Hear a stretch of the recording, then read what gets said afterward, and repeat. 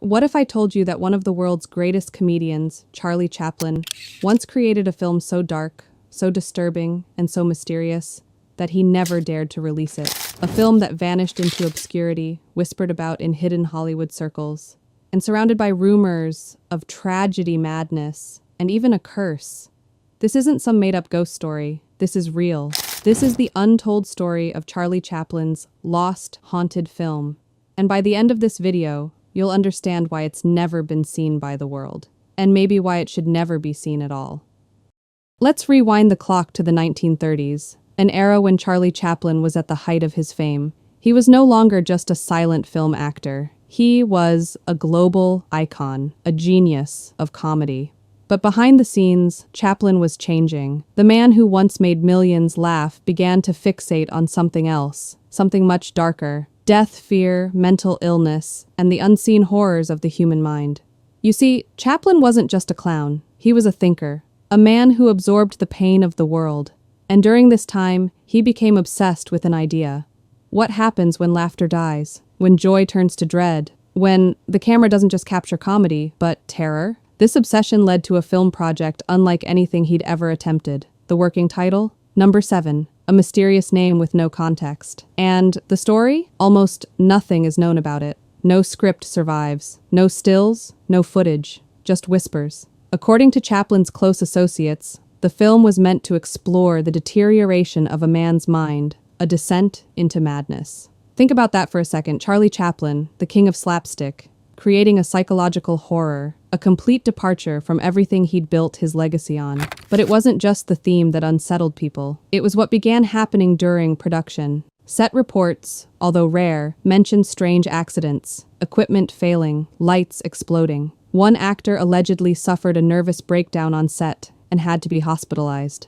Another crew member quit halfway through, claiming the atmosphere was unnatural and that he felt like someone, or something, was watching them during filming. And then, Chaplin pulled the plug. No announcement, no press statement. One day, he just stopped, walked away from the set. The entire project disappeared overnight. People close to him say he burned the reels himself. Others claim he locked them away in his private vault. But why? Why would a perfectionist like Chaplin abandon a film he poured his soul into? One theory is that Chaplin had a personal breakdown, that while exploring the darkness of the character, he began to lose himself in it. After all, this was the same man who once said, "To truly laugh, you must be able to take your pain and play with it." But what happens when the pain becomes too real?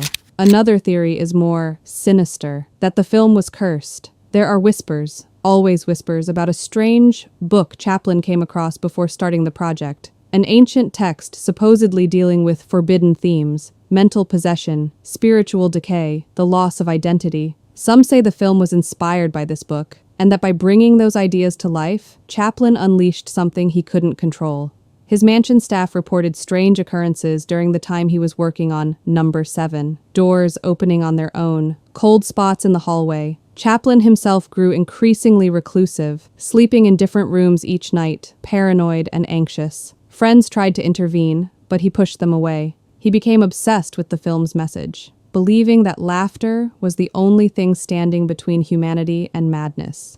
But ironically, the film itself was destroying his own grip on reality. Then suddenly, silence. The film vanished. Chaplin returned to comedy. He made more movies. He smiled again, but something had changed. In interviews years later, he hinted at the project without naming it. In one particularly strange interview, he was asked if he had any regrets in his career. He paused, then said, "There was one film I shouldn't have started. Some stories are better left untold." Even on his deathbed, when asked about his greatest work, he didn't name The Kid, City Lights, or Modern Times. Instead, he reportedly muttered, "7 should have stayed buried," and maybe he was right. Today, Number 7 remains one of the greatest cinematic mysteries of all time. Historians and filmmakers have searched Chaplin's archives, but no trace of the film has ever been found. Some believe it's still hidden in a vault in Switzerland. Others think it was truly destroyed. But here's the question that haunts us. What did Chaplin see in the mirror of that film? What kind of story makes a master storyteller walk away forever? Maybe it was just a bad dream. Or maybe, just maybe, the film was never meant to be seen, because it showed us something too real, too raw, too terrifying. And if that footage ever does surface, if someone ever finds Number 7,